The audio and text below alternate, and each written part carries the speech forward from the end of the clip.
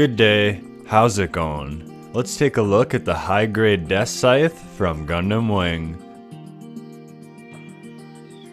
This is a long-awaited kit released by Bandai in 2021. Well, let's get right into this video, starting off with the build.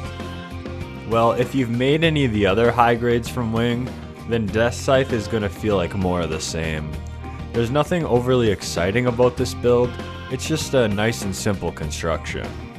The shoulders have fantastic color separation. There's a yellow inner piece that creates the strape on the bottom, and very small gray pieces for the sides. Two seam lines that I tried to remove were on the edge of the yellow strape, and then the back of the legs. When I was sanding the legs, I accidentally shredded down the indented area. I tried out the rougher 240 grit sanding sponges from God Hands, and let's just say that they worked really well, but too well. After sanding, I painted the strapes on the back of the legs in gray, so the shallow channels wouldn't be as obvious. It's all about adapting. Deathscythe has real glaring safety nubs that gotta go.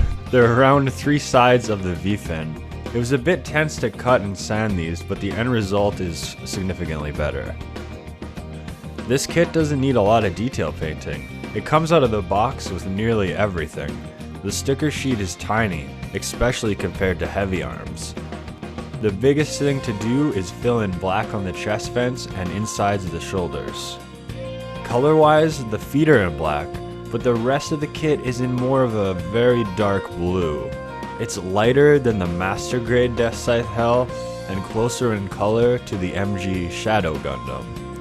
I don't really notice this when it's on the shelf, but I thought it was a little weird that they didn't make the whole kit black. When you're all done, it's shocking how nice this guy looks. It comes together so well and ends up looking amazing. This is a super cool representation that does the original version of Deathscythe justice. I'm so happy that Bandai is giving love to these TV designs of the wingsuits, because they're the classic ones that we all like. Articulation is very solid on this kit with an insane range on the legs. There's a mechanism that lets you swing them out, and this can make for some absolutely disgusting poses. Ugh. The head is a bit limited though, and it won't go all the way around very comfortably. The vent arm things on the backpack can move, and so can the thrusters inside the shoulders. What good's a kit like this without its namesake weapon though? Time to bring out the Deathscythe. Yeah, it's really as cool as it looks.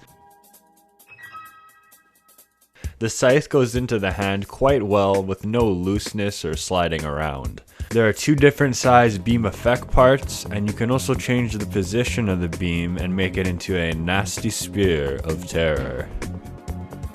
A separate piece is included for the folded up scythe, which, oh my god, is that a leftover from the 90s kit? It's hollow in the back. It slides into a hole in the back skirt, but I don't like it.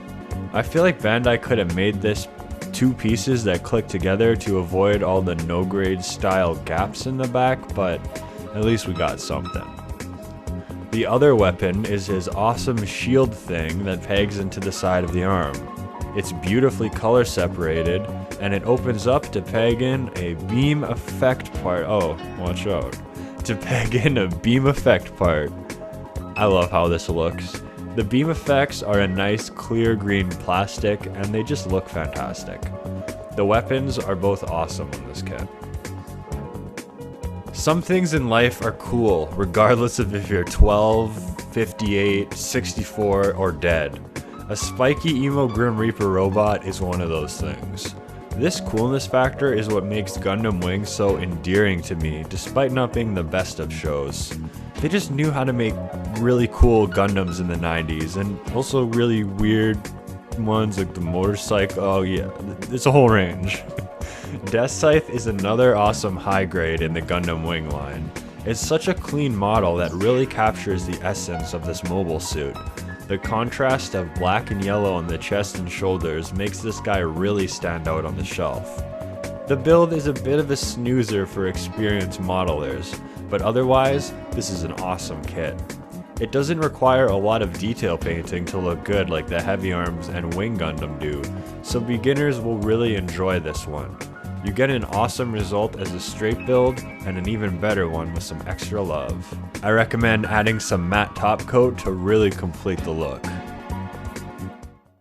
Maybe if we're good boys and girls this year, then Bandai will give us a retail release of the Deathscythe Hell, but you never know what could happen.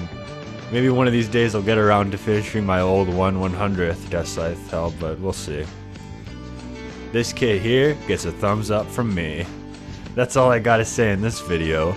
Leave a like if you enjoyed it, subscribe if you want, and check out my new Instagram page. It's Egg Farm.